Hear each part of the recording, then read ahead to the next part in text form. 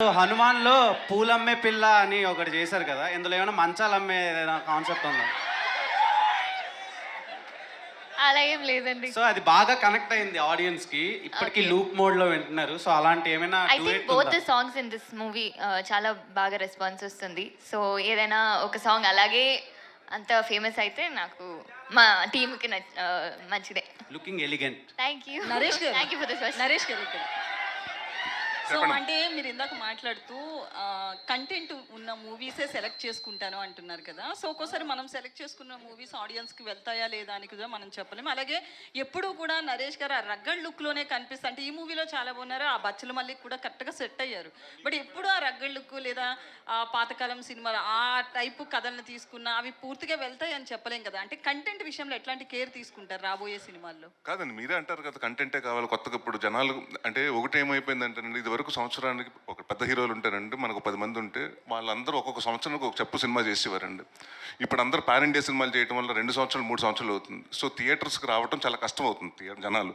So audience అలాంటి కోరుకుంటున్నారండి. మన మలయాళం సినిమాలు చూసినప్పుడు ఇలాంటి సినిమాలు తెలుగులో ఎందుకు చేయట్లేదు అని మాట్లాడుకుంటున్నాం కదండి. సో అలాగే మేము కూడా ఇండస్ట్రీలో ఉన్నప్పుడు సో కొత్తగా చేయాలి, అందుకుని మరీ ఎక్స్ట్రాడినరీగా రిస్కులు చేయకూడదు. అంటే నేను చేసిన ఎక్స్పెరిమెంట్లు ఉన్నాయండి. ఇప్పుడు లడ్డు బాబు ఇలాంటి సినిమాలు ఎక్స్పెరిమెంట్లు అలాంటివి చేయకూడదండి. సో కంటెంట్ అంటే ఏదో ఒకటి మనం చెప్పటం, దానివల్ల వాళ్ళకి నేర్పించటమో లేకపోతే ఇప్పుడు వరకు తెలియంది ఒక ఇప్పుడు వరకు ఆ జానర్ ఎవరు ఎక్స్ప్లోర్ చేయలేదు అది చేస్తే ఆడియన్స్ కొత్తగా ఉంటుంది. సో వాళ్ళకి రావడానికి థియేటర్కి రావడానికి ఇంట్రెస్ట్ ఉంటుందండి. అండ్ కామెడీ ఎప్పుడు మీకు తెలుసు, ఎవరు నవ్వు నాకు ఇష్టం ఉంటుందని చెప్పరు. So you come to the theatres enjoy చేయడానికి. సో అది నాకు అందుకనే ఇందాక కంటెంట్ అండ్ కామెడీని రెండు చూస్ చేసుకుంటానని చెప్తున్నాను. నరేష్ గారు, అయితే మీరు ఇంతకుముందు కంటెంట్ ఉన్న సినిమాలు, కామెడీ సినిమాలు ఇప్పుడు డిఫరెన్షియేట్ చేస్తున్నారు, కానీ ఇది వరకు మీ హిట్ అయిన సినిమాలన్నీ కూడా కామెడీతో పాటు కంటెంట్ కూడా ఉన్నాయి. బట్ అప్పుడు ఆడలేదు కదండి. కొన్ని సినిమాలు ఆడినాయి కదా హిట్లు. ఇది నేను సినిమా ఆడలేదు అంటే ప్రాణం సినిమా ఆడలేదు. అంటే చెప్తాను కదా, ఇప్పుడు నా beginning of the career too early అండి. దాని తర్వాత అప్పుడు నేను చేశాను, ఎక్స్పెరిమెంట్లు చేశాను. దాని తర్వాత మళ్ళీ ఎప్పుడైతే గమ్యం గారి నుంచి తర్వాత శంభో కానివ్వండి, మహర్షి కానివ్వండి. సో అది తర్వాత అంటే అప్పటి వరకు అంటే మీరు నేను 50 సినిమాలు ఓన్లీ కామెడీ సినిమాలు చేశానండి. ప్రతి ఒక్కరు వచ్చి మీ సినిమాలో కామెడీ బాగుంటుంది కానీ మీరు కామెడీ యాక్టింగ్ చాలా ఎక్స్ట్రాడినరీగా చేశారని చెప్పరు. నేను ఎప్పుడైతే నాంది ఇలాంటి సినిమాలు చూసినప్పుడు నా పర్ఫార్మెన్స్ గురించి మాట్లాడతారు. So end of the day ఆర్టిస్ట్కి ఏమవుతుందంటే పర్ఫార్మెన్స్ గురించి కూడా ఉంటుంది కదా, మాకు కూడా ఒక చిన్న కాంప్లిమెంట్ కావాలి కదండి. అయితే యాక్చువల్గా దీంట్లో బచ్చల మల్లి అంటే మీరు అన్నట్టు ఇది ఓన్లీ ఫైట్స్ దీంతో ఉండే సినిమా కాదు, ఒక ఎమోషన్ వాటి మీద కూడా డ్రైవ్ అయిన సినిమా. దాంతోపాటు ఇప్పుడు మూర్ఖత్వం అనేది కామెడీ కూడా ఉంటుంది. మూర్ఖత్వం దాంట్లో చెప్తాం కదండి. ఇప్పుడు వాడు ఏంటంటే నేను ఎవరి కోసం మారను, నాకు నచ్చినట్టే బతుకుతా. సో మీరు ఉంటే ఉండండి నా లైఫ్లో, లేకపోతే వెళ్ళిపోండి. అదే అండి నేను అనేది మూర్ఖత్వం కామెడీ కూడా ఉంటుంది కదా. మరి ఈ సినిమాలో కామెడీ టైమింగ్ అంటే ఇప్పుడు మనం ఏమైనా గాలి సీను లేదంటే లేదండి, ఉండదు. వాటికి ఏమి ఈ సినిమాలో ప్రవీణ్ ఉన్నారు, వైవహర్ష గారు ఉన్నారు, ప్రసాద్ బెహ్రా గారు ఉన్నారు. కామెడీ వాళ్ళకి ఇచ్చేయండి, ఆ డిపార్ట్మెంట్ వాళ్ళు చూసుకుంటారు. Only emotions. అంటే మూర్ఖుడు మళ్ళీ కామెడీ చేస్తే మీకు క్యారెక్టర్ పడిపోతుందండి. ఎందుకంటే ఒకడు అప్పటి వరకు స్ట్రిక్ట్గా ఉన్నాడు, ఆడు సడన్గా ఒక 2 జోకులు చేస్తే ఆడు మళ్ళీ ఒక క్యారెక్టర్ పెరగదండి. సో అందుకని వాడు ఎప్పుడు సీరియస్గా ఉంటాడు, వాడు చుట్టూ మాత్రం జరుగుతుంటుంది. అయితే దీంట్లోనే దీనికి ఒక చిన్న ఎక్స్టెన్షన్ ఏంటంటే ఇప్పుడు మనం ఏదన్నా ఒక క్యారెక్టర్ తీసుకుంటే అంటే హీరో ఒక చిన్న నెగిటివ్ షేడ్లో ఉన్నప్పుడు ఏంటంటే ఫైనల్గా వచ్చేసరికి పాజిటివ్గా మార్చేస్తారు. ఎందుకంటే హీరో కింద చూపించాలి కాబట్టి ఎనీ తీసుకున్నా.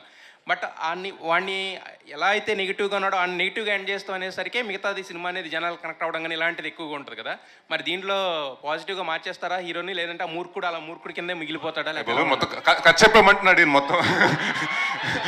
లేదండి, అది మాకు ఇంకొక 20 రోజుల్లో మీకు చూస్తారు. చాలా ఇంకా ప్రెస్ మీట్లు ఉన్నాయి మీకు. అంటే నాకు తెలిసి డెఫినెట్గా థియేటర్ ట్రైలర్ చూసిన తర్వాత మళ్ళీ మీకు అంటే ఫస్ట్ కంటెంట్ చూసినప్పుడు అది యాక్షన్ ఫిల్మ్ లాగా ఉంది, దీంట్లోకి వచ్చేటప్పటికి ఏదో ఎమోషన్ ఉందనిపిస్తుంది. సో మేము ప్లాన్ కూడా అలా చేస్తున్నామండి. So we are taking content 1 by 1. So Rajesh garu ఒక్క నిమిషం. రాజేష్ గారు, యాక్చువల్గా మీరు గ్లిమ్స్లో భగవద్గీతకు సంబంధించిన ఒక డైలాగ్ ఏదో పెట్టారు. అయితే మీకు చాలా బెదిరింపులు వచ్చినాయని, ఆ డైలాగ్ తీస్తేనే కానీ సినిమా రిలీజ్ అవనేమో అని హిందూ సంఘాల నుంచి వీటి నుంచి బెదిరింపులు వచ్చినాయి అని అవి అన్నారు కదా. మరి ఆ ఇష్యూ షార్ట్ అయిందా, లేకపోతే ఏంటి, ఎలా జరుగుతుంది? నేను చెప్తాను సార్. అది చూస్తున్నారంటారు ఏంటి ఆ డిఫరెంట్ రోల్ ఒకసారి కొంచెం బేసిక్గా నేను ఎప్పుడు అనుకుంటూ ఉంటానండి, ఒక్క సినిమాలో కామెడీ హిట్ అయింది, ఎస్ భగవంతుడి దయ, వెల్ అండ్ గుడ్, మీరు అందరూ ఆదరించారు. కానీ అదొక్కటే నా బలం కాదు, నా బలం ఇంకా చాలా విషయాల్లో ఉంది. అది బయటికి తీసుకొచ్చే డైరెక్టర్ ఎవరన్నా రాస్తే అంటే emotion anything, because I am a performer, I love to perform. So నాకు ఆ స్కోప్ ఉంటే బాగుంటుంది అని నేను చాలా మేనిఫెస్ట్ చేశానండి every day. I don't know, ఆ మేనిఫెస్టేషన్ డైరెక్ట్గా సుబ్బు గారి దగ్గరికి వెళ్ళి ఆయన చెవులో పడిందేమో, నాకు ఈ పాత్ర ఇలా వచ్చింది. సో ఎంత కుదిరితే అంత విశ్వరూపం చూపించవచ్చు అనేలాంటి ఒక అద్భుతమైన ఇమోషనల్ క్యారెక్టర్. అండ్ నేను అన్ని రకాల క్యారెక్టర్లని పోషించగలనన్న విషయం అందరికీ తెలియాలి అన్న నా ఒక ఆశ ఈ సినిమాతో తీరబోతుంది అన్నది నా ఆనందం. నరేష్ నరేష్ గారిని గారు. నరేష్ గారిని చిన్నానా అన్నారు కదా మీరు. సో ఆయన ఏం చిన్నాను ఏంటి, నా రోల్ ఏంటి అని అనిపించలేదా డైరెక్టర్ చెప్పినప్పుడు నరేట్ చేసి? అక్కడ మంచి అద్భుతమైన ట్విస్ట్ ఉందండి. ట్విస్ట్ అంటే ఒక క్యూట్ ట్విస్ట్ ఉంది. ఆయన నాకు చిన్నాన్నే కానీ నిజంగా చిన్నాన్న అలా ఉండదు క్యారెక్టర్. ఇంకా వయసులో చిన్న ఆయనే, కానీ నేను అలా ప్రేమగా పిలుస్తూ ఉంటాను. వరసలో అలా పిలుస్తూ ఉంటాను అనమాట. బాగుంటుంది మా ఇద్దరి కాంబినేషన్, చాలా క్యూట్గా ఉంటుంది. ఇంతకన్నా ఎక్కువ చెప్తే మళ్ళీ తిడతారండి, కాబట్టి మీరు 20th చూడండి అదేంటో. నరేష్ గారు, అంటే మీ నుంచి వచ్చిన మల్టీ స్టారర్ సినిమాలన్నీ కూడా సూపర్ హిట్ కదా, మళ్ళీ ఎవరితో అయినా జతకట్టి రాబోతున్నారా? అంటే ఇప్పుడు వరకు నన్ను ఎవరు అప్రోచ్ అవ్వలేదండి. డెఫినెట్గా అప్రోచ్ అయితే మంచి క్యారెక్టర్ ఉంటే డెఫినెట్గా చేస్తానండి. అండ్ ఆల్వేస్ అంటే గేమ్ ఫర్ మల్టీ స్టార్ మీరు ఫస్ట్ నుంచి చూసుకుంటే. సో నాకు కూడా చేయాలని చాలామంది యాక్టర్స్ తోటి ఇంకా చేయలేదు నేను. అందరితో అవకాశం దొరికితే ప్రతి ఒక్కరితో చేయాలండి. నరేష్ గారు చెప్పండి. సార్ తెలుగులో ఒక సామెత ఉంది, కాళ్ళు అదే మర్చిపోయారు సామెత. కార్లు ఓల్డ్ అవుతాయా సార్? కాదా? కాపురం చేసే కళ కాళ్ళు దొక్కినప్పుడే తెలుస్తుంది అంటారు. అలాగే సినిమా హిట్ అవుతుందా లేదా అనేది గ్లిమ్స్ చూసినప్పుడు కానీ, మీరు ఇందాక ట్రాక్టర్ మీద వచ్చినప్పుడు కానీ, ఇప్పుడు టీజర్ చూసినప్పుడు కానీ తెలిసిపోతుంది. టీజర్ అయితే ఎక్సలెంట్గా ఉంది. థ్యాంక్ యూ అండి. సార్ సినిమా బ్లాక్ బస్టర్ అని చెప్పడానికి ఇదే నిదర్శనం. ఈ ప్రమోషన్ కూడా చాలా ఇన్నోవేటివ్ ఉంది బ్రదర్. Thank you. ఎంతకంటే ఎక్కువ చెప్పలేను. సినిమా అయితే బ్లాక్ బస్టర్ అవ్వాలని కోరుకున్నాను sir. Thank you.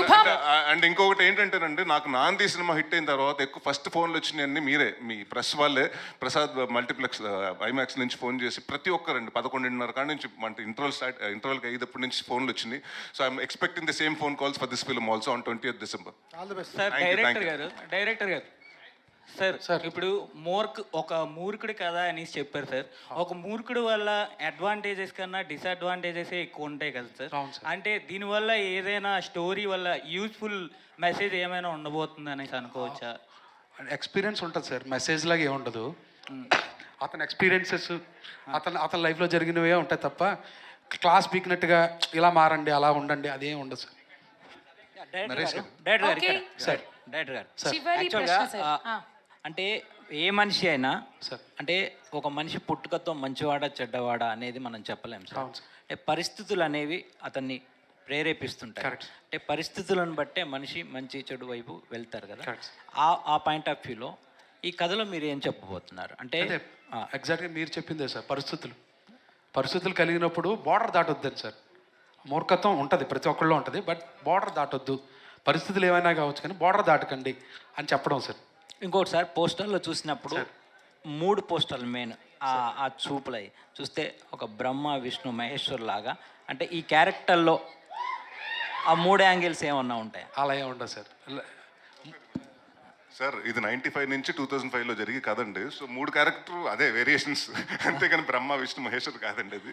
So but ఆ డిఫరెన్స్ చూపించడానికి, ఆ ఏజ్ డిఫరెన్స్ చూపించడానికి అది దానివల్ల ప్రయత్నం చేస్తామండి. అది all the best. Thank you. Naresh గారు సార్ చెప్పండి. సార్ ఇది చివరి ప్రశ్న సార్. Thank you. చెప్పండి సార్. సో మీరు ఒక యాక్టర్గా మిమ్మల్ని మీరు ఎక్స్ప్లోర్ చేసుకోవడానికి ట్రై చేస్తా అని చెప్పేసి మీరే అన్నారు. అవునండి. But current generation as of now ఇప్పుడు కామెడీ సినిమాలు ఎక్కువ మిస్ అవుతున్నారు జనాలు. అవునండి. ఫ్యామిలీ మొత్తం చూసి ఆనందించే కామెడీ సినిమాలు అనేవి తగ్గిపోయినాయి అసలు. చాలా వరకు నా నెక్స్ట్ 2 సినిమాలు కామెడీ సినిమాలేనండి. ఓకే. నెక్స్ట్ ఇయర్ 2 సినిమాలు కామెడీ చేస్తున్నాను. అండ్ 2026లో సుడిగాడు 2 ఉంటుంది. Sudigadu. Okay, thank you everyone. Thank you so much.